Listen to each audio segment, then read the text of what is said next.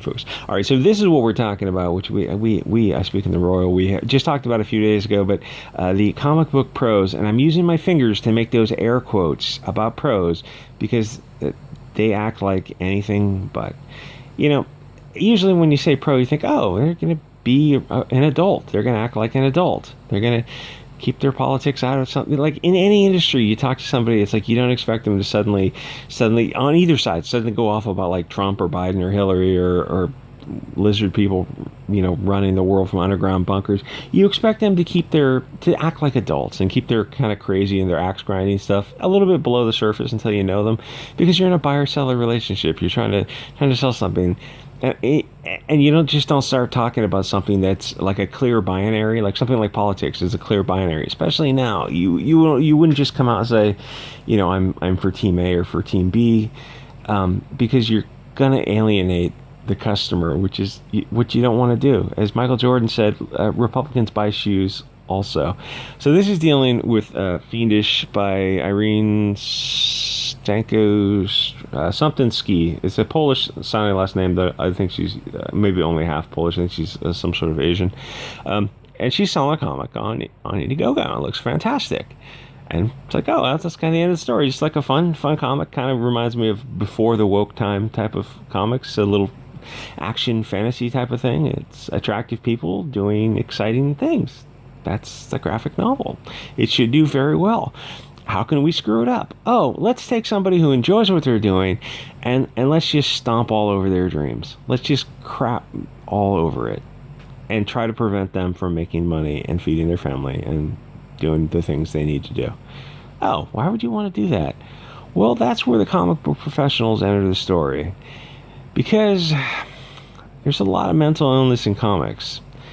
I say that often, but I think I provided a fair amount of evidence. And if you've been following Comicsgate for the past few years, you've seen a lot of meltdowns from people who are adults who seem to be adult in name only. And it's coming from, like, it's not just the Mags Visaggio, the Michelle Perez's, or you've seen it from a lot of people in the mainstream, or the Mark Wades, who, like, there's some people in Comicsgate, not Comicsgate, mainstream comics, like Mark Wade and Heather Antos and like Michelle Perez, who are not well. I mean that organically. They're not well. And there's a lot of other people in the mainstream comics who are just kind of, they're left-wingers. They're, we call them jerks. They call us jerks. We disagree with them politically, but they're well. They're healthy, well-adjusted people. But there's other people in the industry who are not well, who have kind of violent fantasies and try to interfere with you making $1. Now, here's the thing: is I don't like a lot of those people in mainstream comics. It's like, oh, okay, easy solution. Just don't buy their stuff. Oh, okay, problem solved.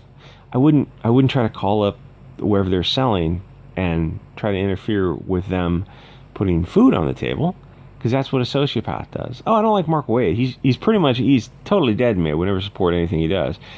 But that also means, like, I'm not going to stalk him and try to interfere with him doing whatever he wants to do, because that's weird. That's weirdo behavior. Or Heather Antos or Renfamous, if they're selling a comic, hey man, best of luck to you. I mean, the history between those people is not quite as serious as what Mark Wade has done, or Mags Visaggio and Michelle Perez, who kind of had some violent fantasies and talked about people's kids. That's a deeper level of weirdness. But the other people, like Gail Simone's, like, oh, she's kind of don't like her stuff anymore, so I just don't buy it. Oh, well, that's easy. That's what a rational adult does. That's what an adult does. You just don't buy their stuff. You don't have to, oh, she's on some show, so I'm going to call in and complain, or I'm going to try to prevent her from making a living and selling. No, that's sociopathic behavior. Don't do that. Don't try to mess with somebody's money. Well, that's us in Comicsgate. We don't try to mess with people's money because we're normal adults. There's a lot of people in mainstream comics who apparently did not get that memo, like Heather Antos, who I talked about 2 days ago, but this came back up and it bothered me, so I decided to make a video on it. So here's the thing with the concern trolling and this smarmy, smirky behavior, this passive aggressiveness that just drives me up the wall. Hey friend, yikes my guy, bad look friendo. I'm really concerned about you and your future welfare. Things could get real. Nice store you got here. While he's lighting a cigarette in the store, in front of a no smoking sign. He's lighting a cigarette. It's like, nice store you got here, friendo. A lot of wood. You don't store gasoline on the premises, do you? It's like, oh, okay, how much do you want? That's what they're trying to say, but it's different because like these people, oh, so you're gonna like were you hiring me before? Are you gonna hire me in the future, or are you buying anything now? Oh no. Oh well, then just go fuck yourself. You're not supporting me in any way, shape, or form. You can't hurt me if you didn't. I'm not gonna buy from you in the future, but you weren't buying from me in the past. That just takes all the energy out of your sales. So this is Mark Brooks. There's no shortage of like the Mark Waits, the Mark Brooks, the Heather Antos in mainstream comics, and that's not so weird. Well, it is weird, but the weirder thing is that like back in the day when Michelle Perez and Max Versaggio were threatening violence, Max Versaggio, it was just kidding keep it honest. To be fair, it was just joking. I think Michelle Perez was not joking. And it was weird that nobody in the mainstream, this was a couple years ago, it was weird that nobody in the mainstream spoke out against the violent fantasies. And there's stuff like other threats of deletion from this mortal coil against people in CG that were pretty clear cut. And again, nobody in the mainstream spoke out against it. And there's stuff like Robbie Rodriguez, who was sexually harassing people in Comicsgate. And again, it's weird that nobody spoke out against it in the mainstream. That's a bit unusual that, like, the weird stuff all came from the anti-Comicsgate people. The threats of violence, the sexual assault. In fact, I think they were the people who were passing around a memo, or in comics, they signed this memo that said they agree not to snuggle women. That's more than a little weird. Because in Comicsgate, I don't believe they have passed around a memo where, like, John Malin, Mike Miller, and Cecil have got together to say, hey, let's all sign a memo where we agree not to snuggle the women in Comicsgate. If you did that, the women in Comicsgate you'd hear them rack the slide of their 45 because they'd be getting real nervous that, so we're hanging out with these guys who have to promise not to snuggle us. I've got hollow points in the 45. 230 grain, buddy. 1,000 feet per second. That's weird. And that's all coming from the mainstream. It's a collection of freaking weirdos. The longer I follow Comicsgate, and, in and out of Comicsgate and the mainstream comics, in and out of it for the past several years, even before I was making videos, it's a collection of mentally disturbed people. And the concern trolling, which Michael Bancroft comes out and says, Comicsgate's cult of personality. He's repeating what they're saying about him. They're a strong man. It's a hate group. It's not sustainable. 5 years later, Comicsgate is still here selling comics. They're so incensed that we've circumvented them and are selling direct to the readers. Because we're doing what they can't. So that last line sums it up. The relationship between Comicsgate and the readers, the customers, keep in mind, it's a business, is different than the mainstream.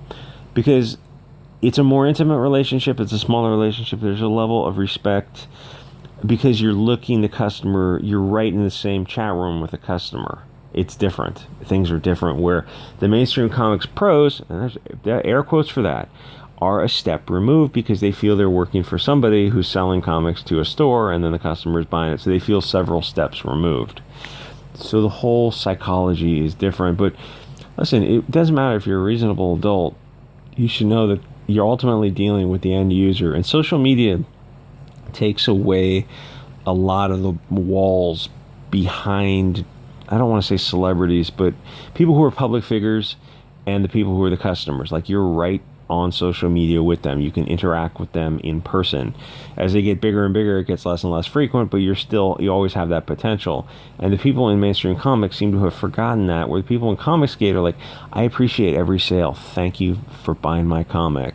Oh, I read your advice on the first issue, and I took all the, people emailed me a bunch of advice for the first issue, and I corrected a bunch of things, and I took a lot of it to heart. And the second, whatever, Jawbreakers comic, or the third Jawbreakers comic, took all that to heart, and I addressed your concerns. You guys wanted your comics on time. Whatever people are dealing with, it's an entirely different relationship because it's between the buyer and the seller. And Comicsgate doesn't have, it's a grassroots organization. It doesn't have some big industry subsidizing it. It's the mindset is night and day difference, which is why you're not kissing the customer's ass, but there's a lot more respect because you're not having a discussion between the buyer and seller on Twitter between just the two of you. You're having it in public Everyone has seen how you interact with people. And if you interact poorly, you always, listen, even if the customer is being a dick, you always want to take the high ground and act as the consummate professional. Even if the customer is being weird. If they're being really weird, call the FBI if you know what I'm talking about with that. But even if they're being weird, you allow it to develop where you act professional and calm and quiet, and then the people who are watching this, they kind of have half an eye on seeing your interaction. They see that the person is getting weirder and weirder, so it's all on them. They know it's like you're not losing your temper, you're just cool as a cucumber. Because everything you do on social media, you're doing in public, and you're right there in the same room with the buyer, who's the customer, who you want for a long-term customer. The mainstream comic pros seem to have forgotten a lot of this stuff.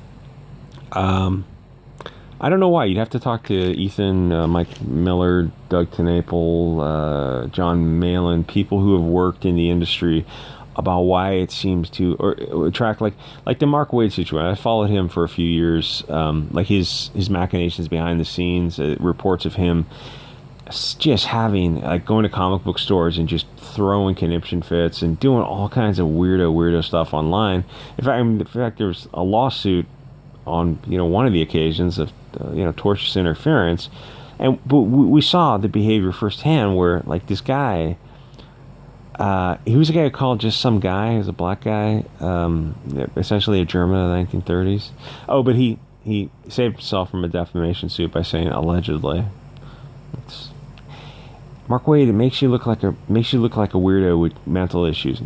Now, I'm sure Mark Waid is probably aware he's got mental issues. Like even he, at some point, has got to come realize like, okay, I'm just not wired right. Like it's so organic. I don't exactly know what he's got, but there's a lot of people like that in mainstream comics. You'd have to talk to the comic pros who have worked in mainstream. It's like, I know there are a lot of weirdos in mainstream comics. They're not all weird, but it's like, why are they there? What is it? Why is it attracting? Anyway, so those kind of guys would never make it selling their stuff to the public where they had to do something grassroots. Like if they already had a big name like Ron Mars, Mark Waid, it's like they already have a name recognition. Yeah, they can sell it on a website and they'll do fine. But if they had to do something from the ground up where you have to have that customer relationship, where you have to take a lot of shit, a lot of ribbing and joking, and like you don't know how the person intended it, so you have to assume everything is meant in good faith and kind of let stuff roll off your back without just reacting like a pit bull with a child. It's like, well, people like the mainstream people, a lot of the mainstream people in comics can't do that because everything is an attack on them. Like even dealing with Joe Glass a little bit, I was talking to him in his YouTube comment section. He did a lot of that stimulus response stuff where I said, oh, not everyone at Comicsgate is like, I know you don't like Ethan, but there's, you can talk to a bunch of other people on Comicsgate and like, maybe we can mend some bridges here. And he wasn't mean to me, but he just went off on paragraphs and paragraphs of what Comicsgate has done to him. And I'm running him. It's like, well, maybe that's what one guy in Comicsgate did to you. But, you wouldn't blame all groups. You wouldn't label all groups of any other groups the way you'd label the one group of Comicsgate. So it's like, if the logical structure, I don't know what you call it, reduction ad absurdum, or I don't know what you call it when you apply one thing to the whole. You wouldn't do that to any other group. So if that logic holds true, why would you do it to this group? It's a bunch of independent people selling comics. It's a diverse collection of people. They're not all going to be on the same page, and they're not all going to pass a purity test because it's just a group of people. It's like any other very loose association of people. Why would you apply a purity test spiral to Comicsgate that you wouldn't apply to other political groups, religious groups, ethnic groups, any other groups of people? It's like, why do you only do it to this group? Oh, you're right. That's logically inconsistent. But, discussions with a lot of these comics professionals on Twitter and their YouTube section, it's like, they just never got to that point. And to be fair to them, they got a lot of pressure from this kind of passive aggressiveness, where if they get out of line, like if a Mags Visage decided to go talk to Ethan and do a live stream with Ethan and say, okay, you know what, maybe let's try to mend some bridges. Let's try to be adults about it. We're in our 40s. We're adults. We're both selling comics. Let's just try to talk like reasonable adults. It's when you kind of realize that you're a pawn and you're not attacking kings and queens. Your pawns attacking other pawns. And when you hit that realization, it just takes you down a peg. It takes everyone down a peg, but it puts things in perspective. Like, you're not fighting the fascists by fighting Comicsgate. You're fighting other pawns who, in the bigger picture, are totally powerless to hurt you, to help you. Like, there are kings and queens out there, but it has nothing to do with comics and Comicsgate. You're gonna have to go several orders of magnitude. You're not fighting the fascists. And like, you can apply it to Antifa and BLM. It's like you're burning down some plumber store. You're not Comicsgate. We're fighting Comicsgate. Ethan's a Nazi.